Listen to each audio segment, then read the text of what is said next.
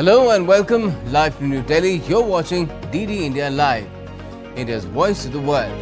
I'm Gautam Roy, and coming up in the next 30 minutes, Israel deploys tanks in the north as the military warns of possible ground operations in Lebanon, as Benjamin Netanyahu is set to address the UNGA amid a rising international chorus for ceasefire. India's bid for a UN Security Council permanent berth gets more backers during the UNGA's general debate.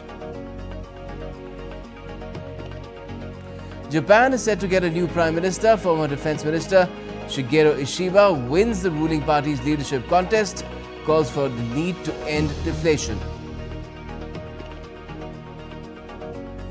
And Helene rose through Florida and Georgia as one of the most powerful storms to hit the US, killing at least one person and swamping neighborhoods as well as leaving more than 2 million homes and businesses without power.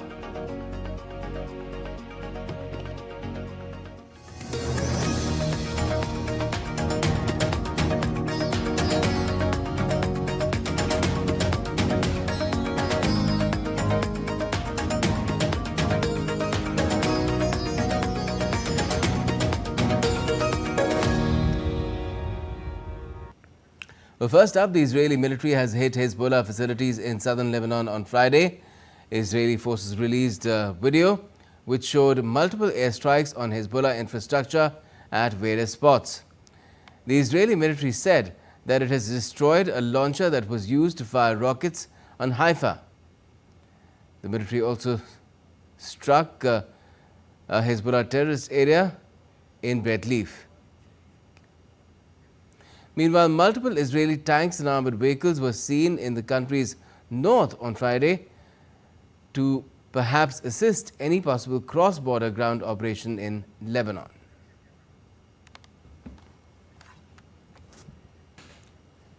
So, amid indications of a possible further expansion of the theatre of war, an intense bid is also being made to secure a ceasefire deal.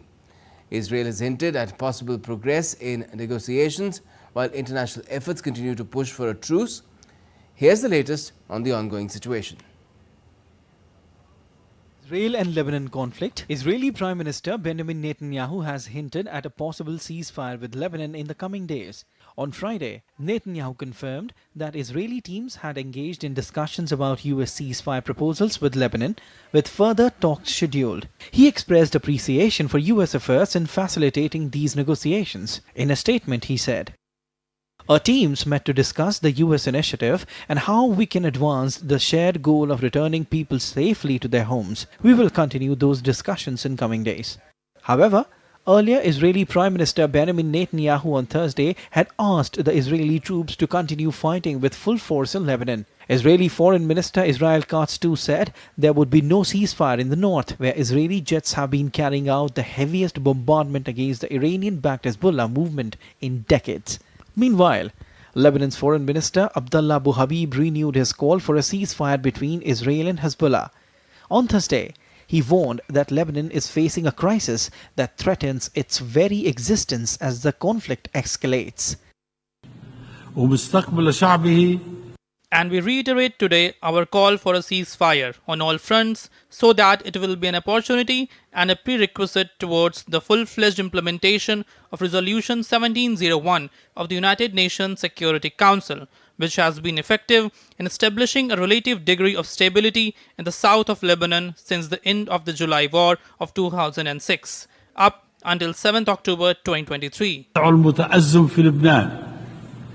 On the international stage, ceasefire negotiations are gaining momentum. The US and France are pushing for a 21-day truce, with talks continuing on the sidelines of a United Nations meeting in New York. Canada has also joined calls for an immediate ceasefire, adding to growing international pressure.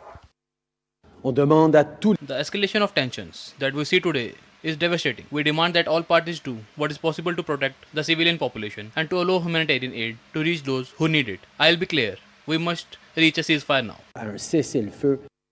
On the ground, tensions remain high. Israeli forces successfully targeted the head of Hezbollah's Air Force unit after a strike in southern Beirut suburb. Additionally, Israeli soldiers arrived in the northern town of Naharia on Thursday as the army deployed 2 reserve brigades to reinforce the region.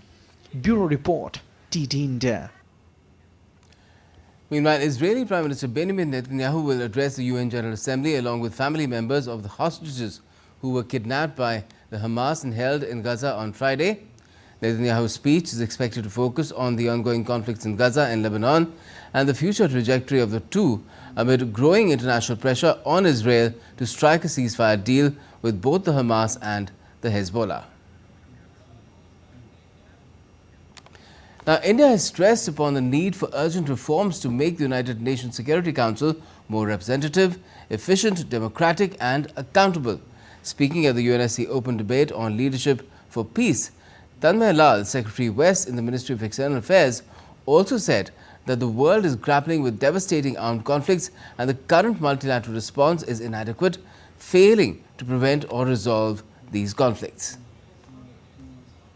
Serious armed conflicts are impacting lives, economies and societies across geographies in our interconnected world. The current multilateral response is falling seriously short in ending and preventing such conflicts. Also in tackling unrelenting threats from terrorism, new and emerging technologies, transnational organized crime, and in ensuring maritime security.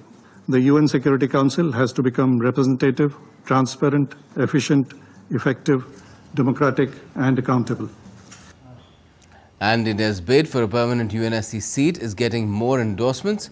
Besides Russia, world leaders including UK Prime Minister Keir Starmer, Portugal's Prime Minister Luis Montenegro also joined French President Emmanuel Macron's backing for India's permanent candidature in the UNSC in line with India's External Affairs Minister Dr. S. Jaishankar's standpoint at the UN over UN reforms. It may be recalled that only 5 countries, that's the US, China, Russia, France and the UK, have a permanent seat at the UNSC. The need for reform of the United Nations, especially United Nations Security Council, has long been felt as to effectively address its functioning in the contemporary world order. In fact, during the recently held Summit of the Future at the United Nations in New York, India's Prime Minister called for urgent reform of the institutions of global governance, including the UN Security Council. Success of humanity lies in our collective strength, not in the battlefield. और वैश्विक शांति एवं विकास के लिए global संस्थाओं में reforms आवश्यक है. Reform is the key to relevance. India's External Affairs Minister Dr. S. Jaishankar also echoed the same sentiment of reforming the United Nations and giving representation to Asia, Africa and Latin America, as well as Global South in the UNSC. Expansion and proper representation in the permanent category is a particular imperative. Asia, Africa and Latin America, the Global South, cannot continue to be shortchanged. They must be given their legitimate voice. Real change needs to happen and happen fast. India's bid for permanent seat at the UNSC has been supported by France at the UNGA session. France, as I reiterate here, is in favour of the Security Council being expanded. Germany, Japan, India, Brazil should be permanent members. The current structure of the United Nations Security Council is confined to just 5 permanent members which have veto powers. These are United States, China, France, Russia and the United Kingdom. Presently, India has the support for its bid to be permanently represented in UNSC from the following countries. So by and large, India's stature in the world has been recognized by all the important organizations, and its bid for permanent membership of United Nations Security Council has been backed by a majority of countries, and it is only a matter of time when India's quest for an equitable, just rules-based international order with the voice of Global South, Africa, Asia and Latin America will be heard in the highest echelons of the world body. Bureau Report, DD India. Now, US President Joe Biden and Vice President Kamala Harris have introduced new executive actions aimed at addressing gun violence in the United States. During a White House event, Biden signed an executive order focused on reducing the psychological impact of active shooter drills in schools and addressing the increased use of 3D printed devices that convert guns into automatic weapons. The announcement marks the one-year anniversary of the White House Office of Gun Violence Prevention, which Harris leads. A task force has been created to assess these threats, with a report expected within 90 days. Former U.S. President Donald Trump is set to meet with Ukrainian President Volodymyr Zelensky on Friday at the Trump Tower in New York. The Republican nominee's announcement followed Zelensky's events at the White House on Thursday. Trump's comments came after Zelensky wrote to Trump asking for a meeting to discuss Ukraine's pursuit of a just peace. Trump also raised the idea of making a deal with Iran aimed at ending hostilities if he's elected president. Earlier, Ukrainian president held talks with U.S. President Joe Biden at the White House on Thursday. The U.S. president announced more than $8 billion in military assistance for Ukraine. The aid includes the first shipment of a precision-guided glide bomb called the Joint Standoff Weapon with a range of up to 130 kilometers. The medium-range missile gives Ukraine a major upgrade to the weapons it is using to strike Russian forces, allowing the Ukrainians to do it at safer distances. Zelensky thanked Biden for his support. I'm proud to announce a new $2.4 billion package of security assistance. I've also directed the Pentagon to allocate all the remaining security assistance funding that has been appropriated for Ukraine, period, by the end of my term, which is January 20. We deeply appreciate that Ukraine and America have stood side by side from the very first moments of this terrible Russian invasion. Your determination is incredibly important for us to prevail. Zelensky also met U.S. Vice President Kamala Harris at the White House itself. Harris said that the U.S. will continue to provide security assistance to Ukraine, stressing that the proposals that would give up large parts of Ukraine's sovereign territory as proposals for surrender, not peace. Meanwhile, Zelensky emphasized the urgent need to bolster Ukraine's air defenses, saying it would save thousands of lives and reduce Russian terror to zero. The United States cannot and should not isolate ourselves from the rest of the world. Isolation is not insulation. So then, the United States supports Ukraine not out of charity, but because it is in our strategic interest. We will continue to provide the security assistance Ukraine needs to succeed on the battlefield. We have to end this war. We need a just peace, and we must protect our people, Ukrainian families, Ukrainian children, and everyone from Putin's civil. And we are grateful to America for supporting Ukraine all along. We need to urgently strengthen Ukraine's air defense to save thousands of lives and reduce Russian terror to zero. It's achievable. Thank you again. Thanks, America. Thanks to you, Madam Vice President. Now, the latest on the Russia-Ukraine conflict itself. Well, 3 people were killed and 14 injured in a drone strike by Russia on the southern Ukrainian town of Izmail on Friday. The drone attack caused several fires and damaged buildings and trees.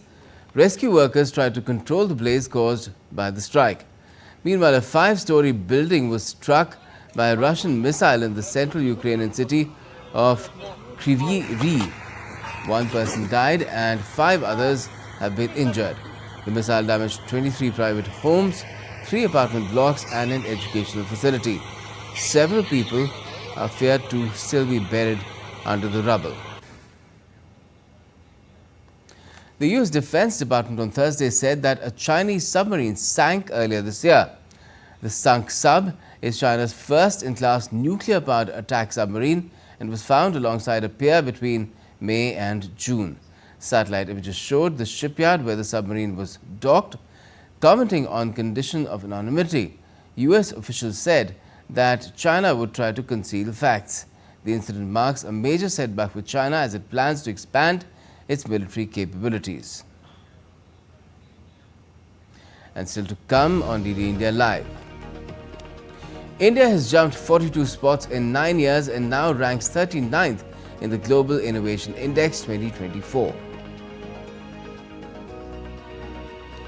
And World Tourism Day is being observed with the theme Tourism and Peace.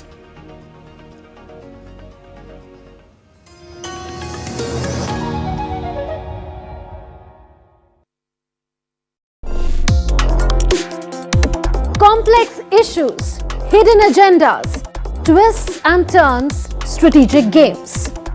We think all dots are linked. We just need to connect them.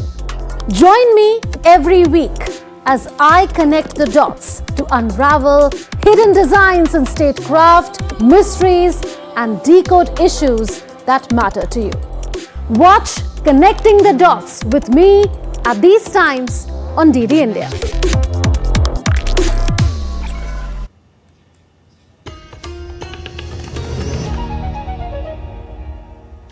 Welcome back. You're watching DD India Live. I'm Gautam Roy.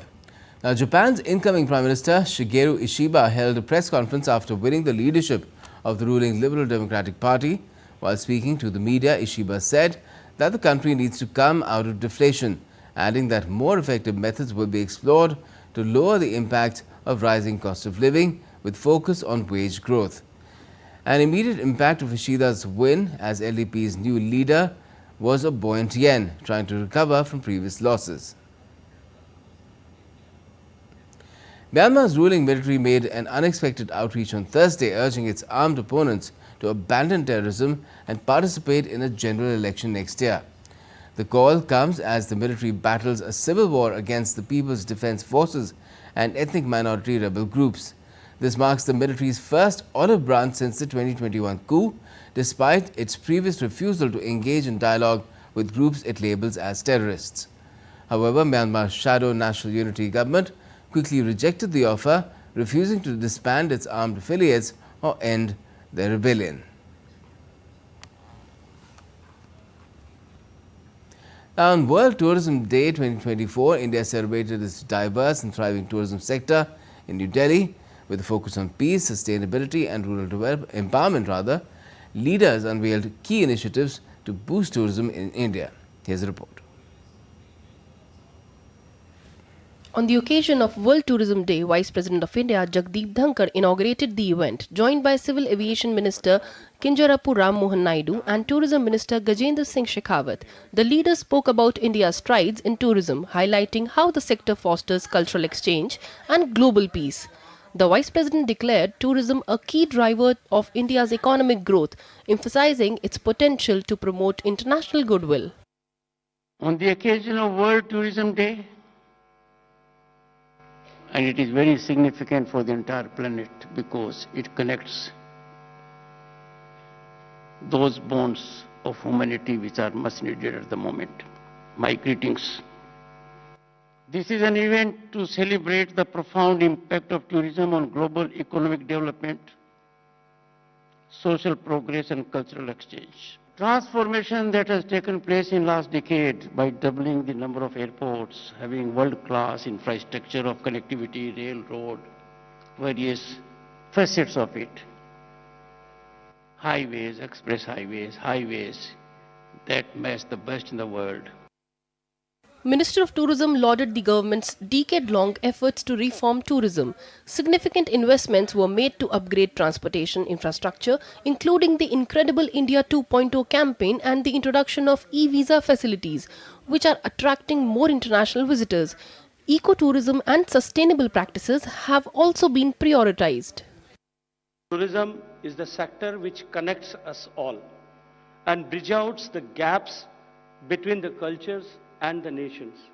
पिछले वर्षों में जिस तरह से माननीय प्रधानमंत्री जी के नेतृत्व में भारत की तरफ देखने का नजरिया बदला और भारत को एक मोस्ट डिजायर्ड डेस्टिनेशन के रूप में स्थापित करने में हमें सफलता प्राप्त हुई है. Minister of Civil Aviation spoke on the role of aviation in tourism, emphasizing the massive expansion of airport infrastructure in last 10 years. Strengthened safety regulations and sustainable aviation practices are crucial as air travel continues to be a fundamental link in boosting tourism. The very essence of tourism is the ability to explore and experience different places, and it is here that I believe aviation has a very important role to play. Since the aviation ecosystem serves as a reflection of the hospitality a country extends from the moment a traveler departs from his home, and it's crucial that we assess the steps we take to elevate India's aviation sector to global standards. Two key initiatives were digitally inaugurated by the Vice President of India, Paryatan Mitra, Tourism Friend, and Paryatan Didi, Tourism Sister, aiming to train local guides and empower women in the tourism sector. Additionally, rural and adventure tourism initiatives were launched, promoting diverse landscapes and cultures, further positioning India as a global tourist hub. Kriti Vadhera's report for DD India. India has moved up to the 39th spot among 133 global economies in the Global Innovation Index 2024. In a social media post, Commerce and Industry Minister Piyush Goyal highlighted the remarkable achievements under the guidance of Prime Minister Modi's decisive leadership. The minister announced that India also ranks first among the 10 economies in the Central and Southern Asian region. He said India is also first among lower middle income economies and the fourth in the World Intellectual Property Organization Science and Technology. The minister further added that Mumbai, Delhi, Bengaluru and Chennai are listed among the world's top 100 science and technology clusters, and India ranked 7th globally in intangible asset intensity. India's rise in the GII ranking is notable. It climbed from 81st position in 2015 to 39th this year. India's Sports Minister Mansukh Mandavia gave an insight into what he calls a silent revolution taking place in India's labour force, driven by Prime Minister Modi's policies. He said India's workforce is now witnessing what no one expected. Women are leading the charge, taking on greater responsibilities and breaking barriers like never before. India has been quietly engineering a women-led economic revolution. A recently released data has highlighted the dramatic increase in women's labour force participation in India, which has doubled in just 7 years. The minister also praised Prime Minister Modi's bold initiative for putting women at the forefront, merely not talking about empowering women but doing it in real time. Now, under the Make in India campaign, several schemes are underway to ensure quality assurance of the defence products. On the 68th raising day of the quality assurance in Indian Defence, DD India's Vishal Baristo has spoken with Director General Quality Assurance on the steps taken to reduce inspection time and grant greater autonomy to suppliers by private Indian defence companies.